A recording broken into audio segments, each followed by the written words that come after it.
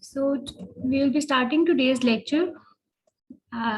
By today, we'll be discussing the topic of maintenance, in which we will be discussing different aspects. Maintenance basically क्या होती है, बच्चों की होगी या वाइफ की होगी. हम फैमिली लॉ का जो फर्स्ट वीक हमारा चल रहा है इंटर्नशिप का, उसमें ही हमारा टॉपिक है आफ्टर डिसोल्यूशन मेंटेनेंस. तो इसमें हम डिफरेंट एस्पेक्ट्स पढ़ेंगे, कौन से लॉ इसको लगता है, क्या टाइप्स हैं, कितनी मेंटेनेंस आती है, ठीक है, पिछले कितने टाइम की मेंटेनेंस दी जाती है. इसके अलावा इंटरिम मेंटेनेंस या परमानेंट मेंटेनेंस किसको क्या होती है, कैसे अलाउ होती है, लॉ क्या कहता है उसके बारे में. तो ये कुछ चीजें जो हम डिस्कस करेंगे. Sir will be continuing the lecture. This is the overview of today's lecture. So I ask sir to unmute the mic and he can start the lecture. Thank you.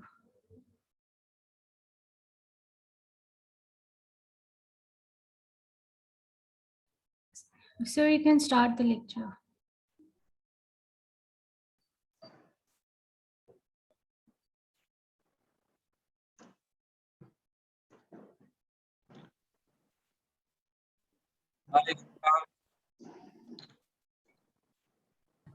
वालेकुम अस्सलाम सर. ये आज का जो हमारा topic है इस session का, वो बेसिकली जो पिछले हमारे 2 सेशन हुए हैं उनकी कंटिन्यूएशन ही है. जैसा कि आप जानते हैं कि ये वीक जो हमारा, इसमें हम फैमिली लॉ को डिस्कस कर रहे हैं. तो फैमिली लॉ को पिछले जो सेशन है उनकी कंटिन्यूएशन में ही, उसमें हमने मैरिज और उसमें मैरिज को डिस्कस किया, काइंड ऑफ मैरिज को डिस्कस किया. और आज हम मेंटेनेंस को डिस्कस करेंगे कि मेंटेनेंस क्या है, मेंटेनेंस कौन अवॉर्ड कर सकता है, कौन सीख कर सकता है, और इससे रिलेटेड जितने भी अहम क्वेश्चन है वो हम कोशिश करेंगे कि आज वाले टॉपिक में हम इसको कवर करने की कोशिश करेंगे. मेंटेनेंस बेसिकली जब एक मेल और फीमेल मैरिज कॉन्ट्रैक्ट में एंटर होते हैं, उस वक्त ये जो मेल की लाइबिलिटी है मेंटेनेंस की, वो स्टार्ट हो जाती है. और फीमेल का एक फंडामेंटल राइट होता है कि उसकी कफालत का सारी जिम्मेदारी उसके हस्बैंड पे आती है. और हस्बैंड अगर उसको एमिकेबली मेंटेनेंस पे नहीं करता या उसकी तमाम तर जिम्मेदारियां ज़रूरियात ज़िंदगी उसकी पूरी करने में नाकाम रहता है, तो एक फीमेल को ये एक राइट है, कानून ने ये एक राइट दिया है कि वो अपनी मेंटेनेंस थ्रू कोर्ट उससे वसूल कर सकती है. अब उसमें मेंटेनेंस के मुख्तलिफ उसमें कानून में मुख्तलिफ अकसाम है कि मेंटेनेंस फीमेल कब वसूल कर सकती है, कौन कौन उससे सीख कर सकते हैं मेंटेनेंस, कौन कौन कोर्ट को अप्रोच कर सकते हैं. ये चीज़ें हम सारी आज इस टॉपिक में कवर करने की कोशिश करेंगे. मेंटेनेंस, जिस तरह मैंने बताया कि मेंटेनेंस एक फीमेल का फंडामेंटल राइट्स है अपने हस्बैंड से सीख करना. और जब वो मैरिज कॉन्ट्रैक्ट में एंटर होती है तो उसका ये राइट अक्रू हो जाता है उसी वक्त. इसके लिए ये ज़रूरी नहीं है कि उसकी रुखसती हो या ना हो. जैसे ही उसका मैरिज कॉन्ट्रैक्ट सॉल्वनाइज होता है, अगर उसकी रुखसती नहीं भी हो जाती तो उसका ये राइट अक्रू हो जाता है और वो मेंटेनेंस की एंटाइटल हो जाती है. अब मेंटेनेंस कौन कौन एंटाइटल होता है और कब एंटाइटलमेंट उसकी अक्रू होती है. जैसा कि वाइफ के बारे में मैंने आपको बताया है कि वाइफ जो है वो मैरिज कॉन्ट्रैक्ट के फौरी बाद मेंटेनेंस की एंटाइटल हो जाती है. इसी तरह विजा वेज वाइफ के साथ साथ जो उसके बच्चे होते हैं, बच्चे जब eight the time of birth and after the birth वो अपने फादर से मेंटेनेंस वसूल करने के वो भी एंटाइटल हो जाते हैं. तो सेम लाइक जिस तरह एक वाइफ अपने हस्बैंड से मेंटेनेंस सीख कर सकती है या क्लेम कर सकती है, उसके जो बच्चे हैं वो भी अपने फादर से मेंटेनेंस क्लेम कर सकते हैं, इसी तरह जिस तरह के एक वाइफ मेंटेनेंस क्लेम कर सकती है. अब क्वेश्चन ये आता है कि वाइफ कब क्लेम कर सकती है और या स्पाउस कब क्लेम कर सकती है मेंटेनेंस, और चिल्ड्रन जो है वो कब क्लेम कर सकते हैं मेंटेनेंस. वाइफ जो है, जिस वक्त वाइफ की मेंटेनेंस चूँकि एक हस्बैंड की जिम्मेदारी होती है, और ये जिम्मेदारी सिर्फ ये नहीं है कि उसकी ज़रूरियात ज़िंदगी सिर्फ पूरी करना, बल्कि उसको अच्छे तरीके से मेंटेन करना, उसका हर लिहाज से ख्याल रखना है कि हस्बैंड की मेन जिम्मेदारियों में आती है.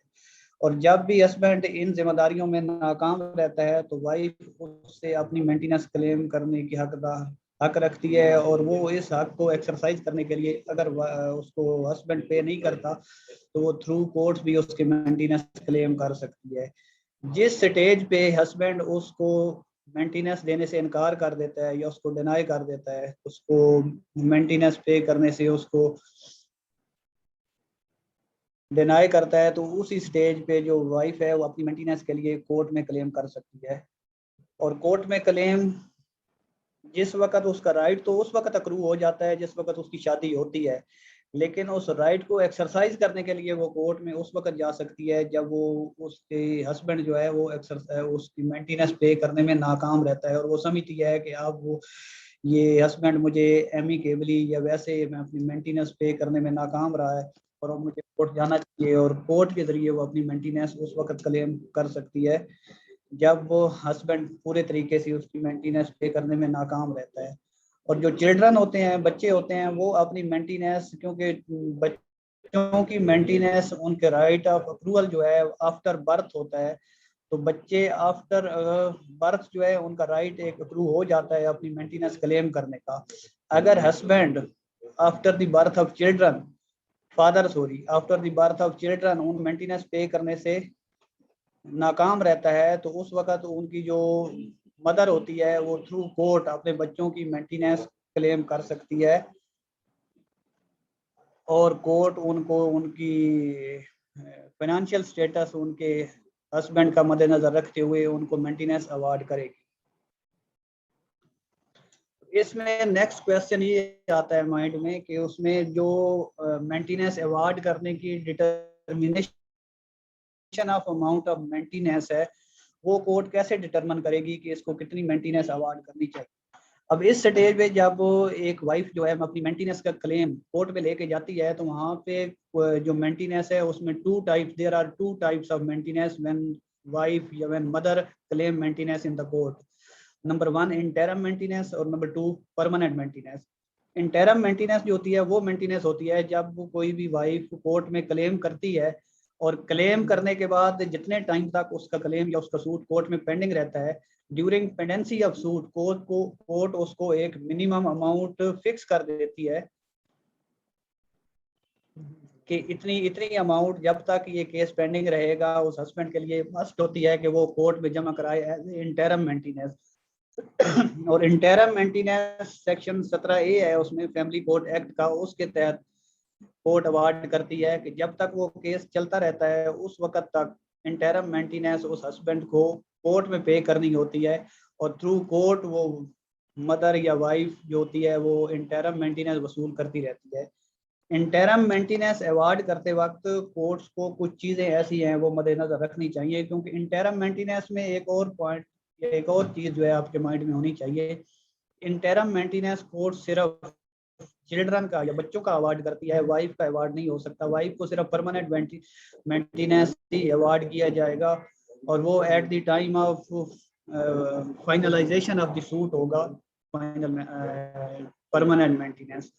इंटरम मेंटेनेंस जैसा कि मैंने बताया कि सिर्फ बच्चों का होता है, और बच्चों का इंटरम मेंटेनेंस अवार्ड करते वक्त बच्चों की एज ऑफ चिल्ड्रन, उनकी एजुकेशन एक्सपेंस और उनके फीडिंग एक्सपेंस, ये चीज़ें मद्देनजर रखते हुए कोर्ट उनको एक इंटरम एक स्पेसिफिक अमाउंट उनको फिक्स कर देती है, और वो जब तक उनका केस पेंडिंग रहता है during the pendency of suit, वो जो फिक्स अमाउंट होती है that is to be paid by the husband to the mother of the children, उसको इंटरम मेंटेनेंस कहते हैं। और उस दौरान वो केस उसकी जितने भी उसकी एविडेंस होती है वो कोर्ट रिकॉर्ड करती है, केस फाइनल होता है, और फाइनल होने के बाद कोर्ट उसको बच्चों का भी और उनकी मदर का भी एक परमानेंट मेंटेनेंस अवार्ड करती है। परमानेंट मेंटेनेंस अवार्ड करते वक्त कोर्ट को कुछ जो इंटरम मेंटेनेंस के टाइम कंडीशन थी, जिन पॉइंट्स को मद्देनजर रखा था, उसके साथ साथ कुछ और एडिशनल चीज़ें हैं जो कोर्ट के माइंड में होती हैं, और कोर्ट उन चीज़ों को मद्देनजर रखते हुए परमानेंट मेंटेनेंस अवार्ड करती है। और वो चीज़ें एज ऑफ चिल्ड्रन और फाइनेंशियल उसमें फीडिंग एक्सपेंस और एजुकेशन एक्सपेंस बच्चों की, ये चीज़ें तो होती हैं, उसके साथ साथ एक फाइनेंशियल स्टेटस ऑफ हस्बैंड, उस चीज़ को कोर्ट लाजमी उस चीज़ को मद्देनजर रखती है, और उसको देखते हुए फाइनल वर्डिक्ट देती है कि फाइनल या परमानेंट इसका मेंटेनेंस कितना होना चाहिए, और परमानेंट मेंटेनेंस जो कोर्ट अवार्ड कर देती है वो फिर हस्बैंड को थ्रू कोर्ट या वैसे जिस तरीके से भी उनकी एक सेटलमेंट होती है वो परमानेंट फॉर एवर उनको पे करना होता है। इसमें नेक्स्ट क्वेश्चन ये आता है कि फॉर एवर, जिस तरह मैंने अभी आपको बताया कि फॉर एवर वो कितने टाइम पीरियड तक मेंटेनेंस अवार्ड किया जा सकता है, या कोर्ट की ज्यूरिसडिक्शन कितनी बनती है कि वो हाउ लॉन्ग मेंटेनेंस उसको अवार्ड कर सकती है।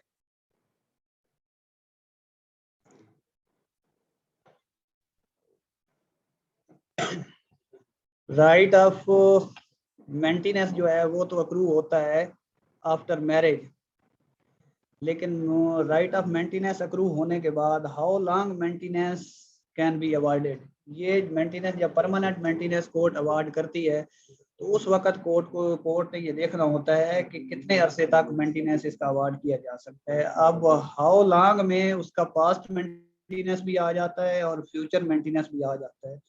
जो उसका पास्ट मेंटेनेंस है स्पाउस का और चिल्ड्रन का, उसमें मैक्सिमम जो टाइम पीरियड है वो लॉ के मुताबिक एक लिमिटेशन, लॉ ऑफ लिमिटेशन के मुताबिक तो है 6 ईयर, मैक्सिमम 6 ईयर का पास्ट मेंटेनेंस जो है वो अवार्ड किया जा सकता है वाइफ को भी और चिल्ड्रन को भी। लेकिन इसमें एक साइटेशन है, जजमेंट लॉ भी मुख्तलिफ हैं। एक बड़ी ज़बरदस्त साइटेशन है लास्ट टाइम जो कि पेशावर हाई कोर्ट की है, कि मैं आपके साथ शेयर कर रहा हूँ। 2018 YLR 128 पेशावर है, ये आप नोट फरमा लें और इसको निकाल के आपने पढ़ना है और इस पे एक नोट्स तैयार करने हैं। इसमें हाई कोर्ट ने होल्ड किया है कि उसके जो एक वाइफ है उसको पिछले 30 साल का खर्चा अवार्ड किया गया है। ये बड़ी एक अच्छी जजमेंट है इसके पास मेंटेनेंस पे। इसमें लॉ ऑफ लिमिटेशन के मुताबिक जैसा कि मैंने बताया कि 6 ईयर है, 6 ईयर का पास मेंटेनेंस अवार्ड किया जाता है, लेकिन ये एक जजमेंट लॉ है 2018 YLR 128 पेशावर। इसमें हाई कोर्ट ने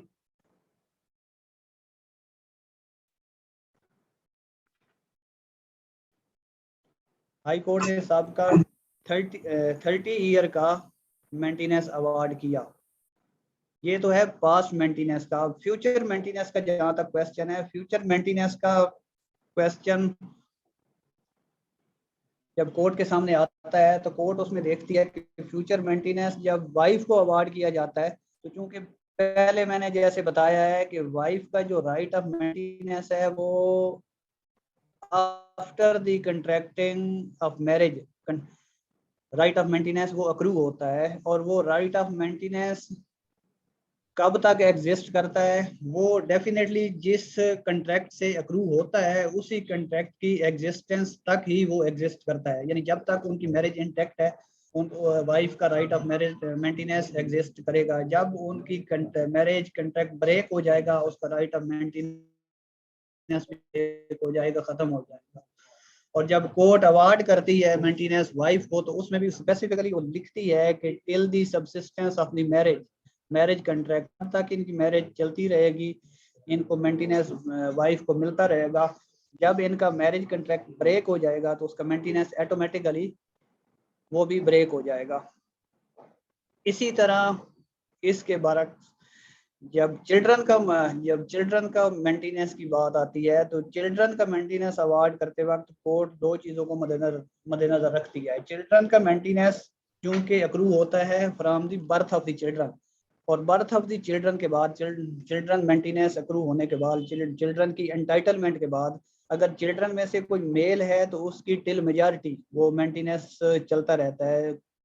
फॉर एग्जांपल एक बेटा है उसकी उम्र 5 साल है, 5 साल की एज में वो राइट ऑफ मेंटेनेंस क्लेम करता है, कोर्ट उसको अवार्ड कर देती है, तो till attaining age of majority उसका जो राइट ऑफ मेंटेनेंस है वो एग्जिस्ट करेगा, और वो मेंटेनेंस कोर्ट का डिग्री शुदा मेंटेनेंस जो है वो till attaining the age of majority उसका मेंटेनेंस कंटिन्यू करेगा। जैसे ही वो एज ऑफ मेजॉरिटी पे पहुंचेगा उसका मेंटेनेंस का राइट वो उसकी एंटाइटलमेंट खत्म हो जाएगी और उसकी मेंटेनेंस ऑटोमेटिकली उसका स्टॉप हो जाएगा। इन केस अगर चिल्ड्रन में कोई डॉटर है तो उसका सेम लाइक सन उसका राइट ऑफ मेंटेनेंस अक्रू तो फ्रॉम हर बर्थ होगा, लेकिन उसका राइट ऑफ मेंटेनेंस है वो चलेगा टिल हर मैरिज। अब उसकी मैरिज चाहे वो 25 ईयर में जाके होती है, चाहे 30 ईयर में होती है, चाहे 40 ईयर में जाके होती है, जब तक उसकी शादी नहीं होती उसका राइट ऑफ मेंटेनेंस उसका एग्जिस्ट करता रहेगा और उसकी एंटाइटलमेंट एग्जिस्ट करेगी, और वो क्लेम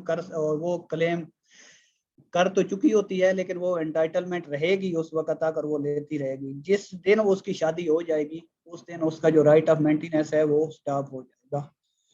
इसी तरह ये मेंटेनेंस से रिलेटेड जो अहम चीजें थी, अहम क्वेश्चन थे, वो मैंने आपके सामने डिस्कस किए हैं। अगर इससे रिलेटेड आपके माइंड में कोई क्वेश्चन हो तो वो भी आप पूछ सकते हैं। Thank you sir. ये सर वो जो आपने बताया वो